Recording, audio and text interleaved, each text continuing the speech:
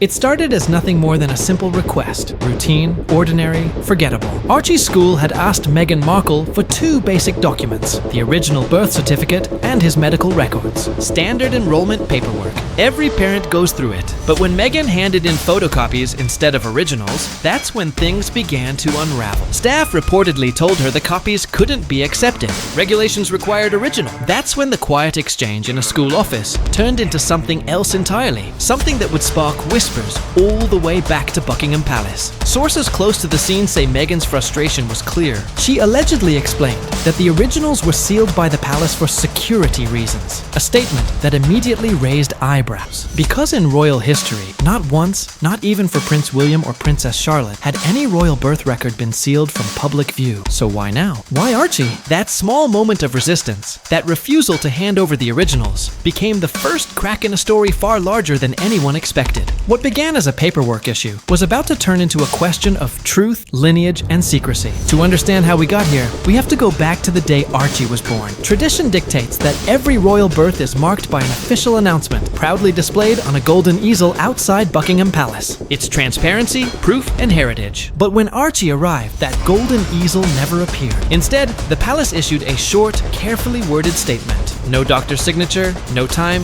no hospital details. And most curious of all, the birth certificate itself was sealed from the public record. Meghan reportedly told those close to her that the palace made that call for safety reasons. Yet insiders quietly denied ever ordering such secrecy. It was a first in royal history. No one outside the palace had ever seen the official record of a royal birth. And when a birth certificate disappeared, so do the facts that anchor it. Who signed it? Where was it registered? Why was it hidden? Even within royal circles, rumors began to swirl. Was this really about privacy or control? When the initial joy of the announcement faded, new details emerged. Archie's birth wasn't registered right away. It took 11 full days before Prince Harry went alone to sign the papers. Meghan wasn't present. For such a brief formality, her absence was striking. Some said she was still recovering. Others claimed she didn't want to be seen. But with the documents sealed, no one could verify what names appeared, who signed, or even if the information matched the palace's own announcements. That's when speculation deepened. The secrecy surrounding those papers felt less like caution and more like concealment. What exactly were they protecting? The answer might lie hidden in an unexpected place. Months later, an independent investigation unearthed the curious discovery buried in royal charitable listings, a fertility and IVF clinic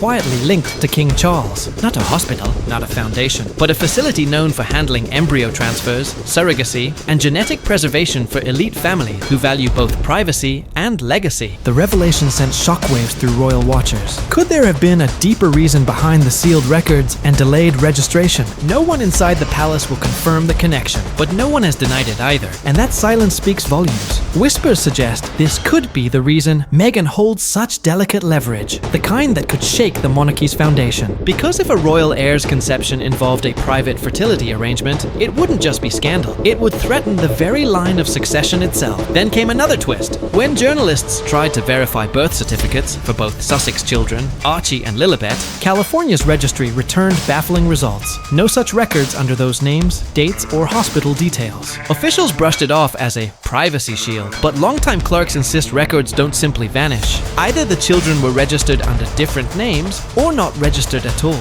That's when people started connecting the dots. Every photo, every announcement, every statement about the Sussex children comes only from Meghan and Harry, controlled, curated, and released on their terms. To the public, they are royal children, but on paper, it's as if they exist in a sealed world no one can touch. And now, with the school demanding original documents, Meghan's next move says everything. Reports from Montecito suggest she's considering homeschooling Archie indefinitely. The reason, on the surface, sounds noble, protecting him from scrutiny, from the media, from intrusion, but behind the scenes, it solves another problem. No forms, no official, no document checks. Every question about identity disappears behind the curtain of privacy. Those close to the situation say this decision has deepened divides, not just with royal institutions, but with the few allies she had left inside them. Each sealed record, Each missing signature, each unverified entry, tightens the silence around the truth. It's no longer about protecting a child's privacy, it's about protecting a story. And that's where the question grows louder. What if the story Meghan is guarding isn't about who Archie is, but how he came to be? By now, the mystery has grown too large to dismiss. If King Charles's clinic truly played any role, it would explain everything. The secrecy, the control, the palace's unwillingness to speak, and Meghan's absolute refusal to release anything. Because one document, one simple birth certificate, could rewrite royal history. The monarchy's most sacred line of inheritance could be built on a truth never meant to reach the public. That's why the silence remains so absolute. The stakes aren't about gossip. They're about power, legacy, and a centuries-old institution's survival. In the end, this story began with a mother at a school desk asked to show a piece of paper. A simple request that peeled back the first layer of something far deeper. A secret buried not just in files, but in generations of royal tradition. Because sometimes the truth isn't erased, it's hidden in plain sight. And when the most powerful family in the world hides the beginning of a child's life, it's not privacy. It's a confession written in silence.